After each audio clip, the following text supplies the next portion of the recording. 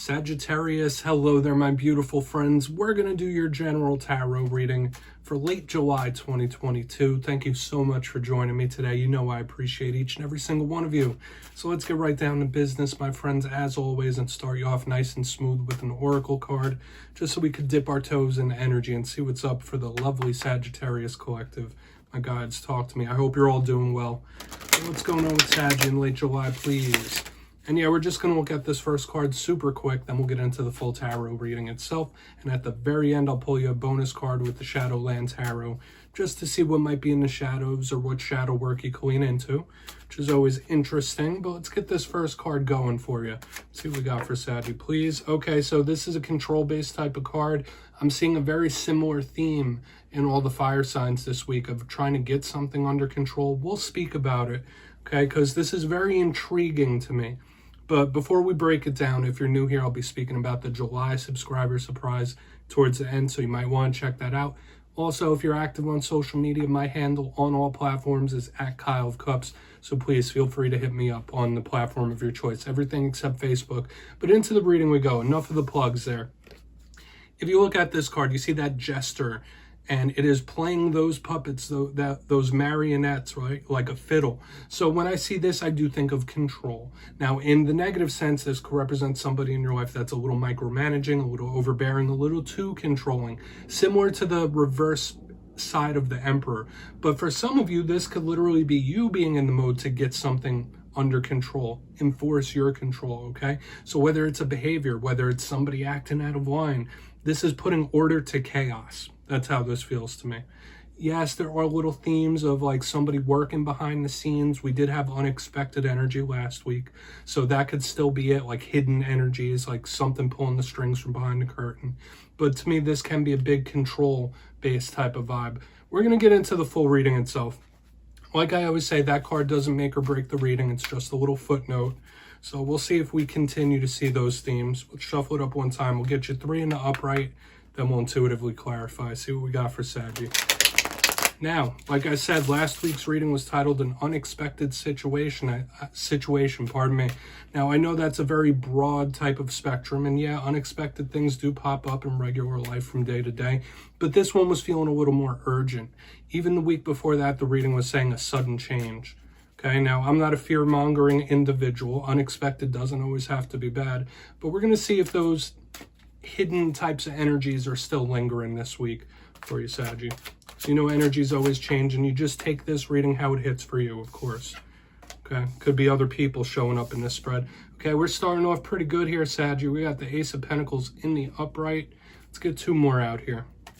I love, love, love starting a reading with an ace. That's always like a positive omen. Okay, we have the 8 of Cups. Okay, so this could be somebody refusing an opportunity or purposefully leaving something that looks good. Very odd. Okay, we got the 10 of Swords here on the back end. I mean, this is super interesting and cyclical because on one side we have a beginning, the other side we have an ending. Movement in the middle. I hope this isn't somebody making the wrong choice or making the wrong move. We're going to talk about, though, because we still have to clarify every one of these cards. So I'll give you the classical meanings of each one, then we'll get into that intuitive, juicy stuff. So in the beginning, like I said, the beginning of a cycle always starts with an ace. That's number 1 in the tarot deck. Okay, all aces are opportunities. This card could represent golden opportunity. So something really plopping into your lap. This could represent influxes of money, work situations, the material. When we have the Ace of Pentacles, I do like the card. Okay, so it's an interesting dichotomy we have in this spread because we have super positive and rough on the other side. So it's like a scale somewhat. In the center, we have the 8 of Cups. This, to me, I see it as a neutral card. Some people see it as a negative. Usually there is a moon depicted on it, so we still have some of those hidden, dark, I don't mean dark as in bad, but hidden types of energies that are lingering from the past couple of weeks. But the 8 of Cups is generally seen as somebody moving away from something. I see it both ways. So this could be somebody moving towards or away, towards or away. So the reason I said hopefully this isn't somebody making a mistake or making the wrong choice is because we have the ace, the movement, then the 10 of Swords on the back end. Okay, so I would be cautious in this time for sure. This could be a warning. We'll talk as we clarify. But the 8 of Cups is movement. okay, whether it's somebody leaving, okay, or working on something. So many moving variables. On the back end, we got the 10 of Swords. If you watch tarot readings, you know what this could represent. It could be a vast category of different types of pains. Okay, this could represent endings, it could represent betrayals, it could represent physical accidents, it could represent people you've lost in this world in a variety of different ways. It's not the best card. Now, the silver lining we could take from this is, yes, the 10 of Swords does represent a rock bottom of some sort or something that hurts very much, but there's only one way to go from the 10 of Swords, and that's up and up and up to bigger and better things. So it's good that we have this Ace of Pentacles in the front as well, because we could be talking about a cycle, okay? With the way this is looking, with the beginning, movement, ending, there could be some sort of cycle or karmic energy to this. But yeah, we're not going to be afraid of that 10 of Swords. We're going to clarify all this. So let's dive deeper, Saggy. We're going to jump in and clarify. Okay, let's get a good shuffle here for the Sagittarius collective, please. Our guides and spirit team. And yes, Saggy, this is where I go intuitive, which means I just tell you how it feels to me. So feel free to do further research or rely on your base knowledge of tarot, because as you know, every single reading is about the reader's interpretation, and I'm just giving you mine. We're going to go in on this Ace of Pentacles. And as always, if you read tarot yourself, that's why the box is here. Please feel free to play along. Okay, and if you have any messages you want to deliver to Saggy, you could drop it down below in the comments. I don't mind. So why is this Ace of Pentacles here? Why is this Ace of Pentacles? Thank you. All right, Hanged Man in reverse. This is signaling that something good could be coming in, or there is something that you need to take advantage of and hop on it now before it withers away. That's the intuitive vibe it's giving me. So for a portion of you, it's one or the other, maybe even both, with the Hanged Man in reverse under this Ace of Pentacles. Don't be afraid to take a leap, take a jump, make an action. But when I see the Ace of Pentacles, now yes, this card could represent Scorpio, some people even say Virgo, but when I see the Hanged Man in reverse, I think of action. Just like we've been seeing for your readings the past couple of weeks, that sudden, like jarring type of action. So this could be some sort of win, victory, or triumph, like you overcoming something if you make the right choices, if you take the right action. So to me, this is something good coming in, whether it is a win, victory, or overcoming. We're gonna have to see how this plays out. But there could be some sort of opportunity that if you don't take it, it could wither on the vine. Okay, that's what that's intuitively telling me. Okay, so we're going to see what's up with that 8 of Cups. Only take it if it hits, of course. Okay, so we're going to see what that 8 of Cups is here for. What's 8 of Cups here for Saggy? Thank you. 7 of Pentacles. Okay, another karmic type of card. Like I said, the overall vibe and energy of this spread was feeling karmic overall. Now, usually this is a card of patience. To me, it's a card of reaping what you sow. So I do get the vibe that someone you're connected to really might be paying for their transgressions. This could be somebody reaping their karmic retribution. Like if they've done wrong, if they've done rough things, karma will strike in some sense here. Now, for a secondary message I'm picking up here, this is somebody jumping the gun.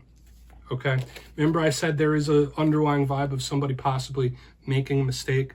We do want action with what we have in the front end. But with the 8 of Cups and the 7 of Pentacles underneath, this is somebody possibly getting impatient and acting rashly. This is somebody getting impatient and jumping the gun on something, acting too soon, okay? Because there is such a thing. I'm pro-action. I'm a fire sign. I completely get it. When something needs to change, when you want to do something, I'm all about it. I'm an Aries, okay? So I totally get that vibe, okay? Like when you want to do something, you want to do it, you want to do it now.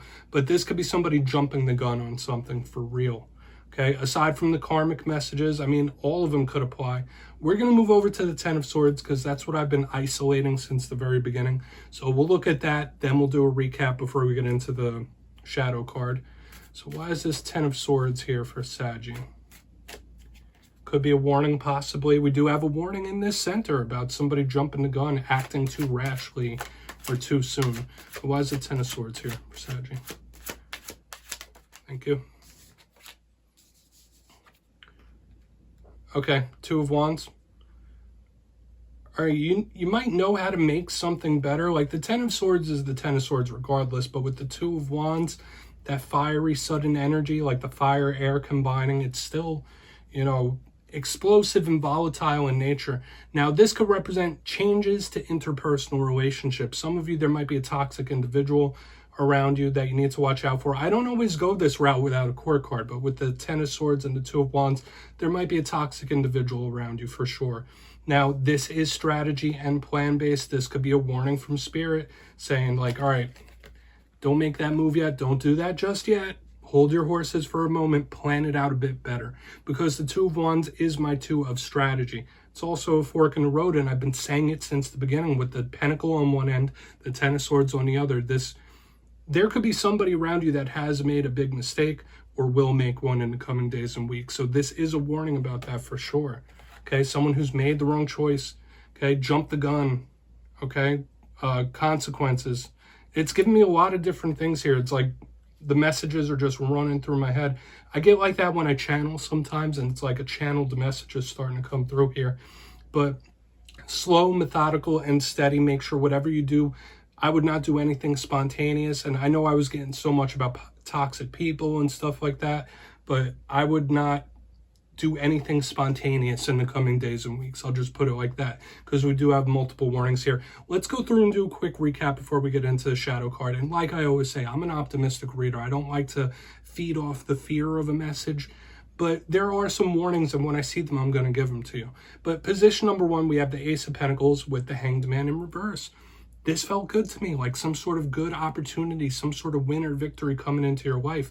But something that if you don't make proper action, it could wither on the vine. Okay, so just beware of that. It's all about timing. Something about this spread is really linked into cycles, karma, and divine timing. In the center, we have the Eight of Cups with the Seven of Pentacles in the upright. Like I said, this could be somebody paying a karmic retribution for something that they've done. You reap what you sow. But another vibe I was catching here is somebody jumping the gun, not being patient enough, like acting too soon, acting too spontaneously. And we have another warning against that on the back end with the Ten of Swords and Two of Wands. Now, yes, with this, it does talk about possible toxic individual around you with the explosive, volatile nature. You're not going to want to do spontaneous things in this time. You're going to want to think things through. If you're going through a tough time, you might need some self-reflection and to think things through, because this is fiery in nature on the back end for sure. Plans, okay? Try to cut back on the spontaneity.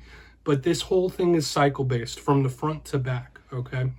So like I said, whether it's karmic cycles, divine timing, okay, do with that what you will. Please take a screenshot of that if you like to look into it further. We're going to get to your shadow card. I always encourage further research, but with a spread like this, I haven't seen one like this in a while. You might want to research it because it does have a couple warnings there. But let's get into the shadow card. What we got in the shadows for Saggy? Whether it's a new shadow, whether it's an old shadow, we're using the Shadowland Tarot deck to see what's up.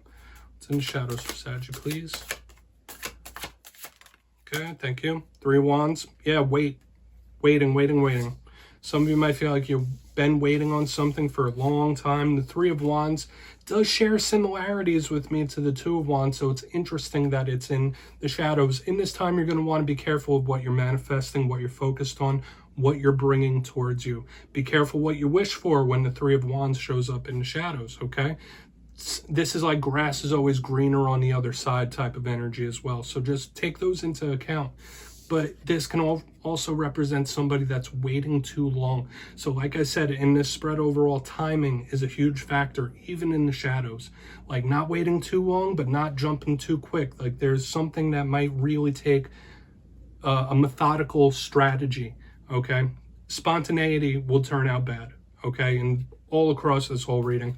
But Saggy, that's what I have for you this week, my beautiful friends. Don't click away just yet. I'm going to give you the details of the July subscriber surprise. For the July subscriber surprise, I'm giving away 2 copies of the beautiful Light Seers Tarot. So if you'd like to get your name in for this, it's 2 simple things, as always, my friends.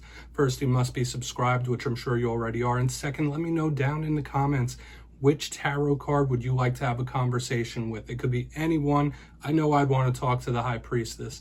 But yeah, after that, you'll be entered to win. And at the end of July, I'll put the winners in my community tab. As always, my friends, much love to you, and I'll see you next time.